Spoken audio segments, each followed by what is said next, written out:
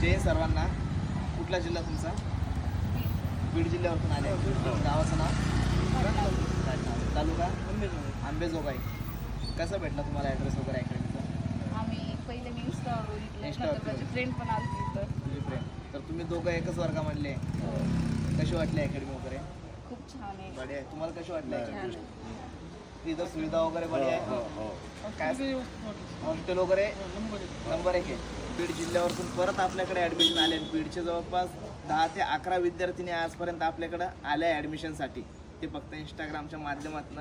आणि इथं जेव्हा येतात ॲडमिशन तर आल्याच्या नंतर आपण त्यांना पहिले हॉस्टेल दाखवतो, जेवणाची व्यवस्था दाखवतो, क्लासेस दाखवतो, मगच त्यांचं ॲडमिशन करतो. जर का तुम्हाला योग्य वाटलं तर तुम्ही तुमचं ॲडमिशन करा. बरोबर ना? आता तू तुझ्या रेफरन्सने आली, तू सांगितलं तिला कशी आहे अकॅडमी. दोन्ही पण मुली आहे.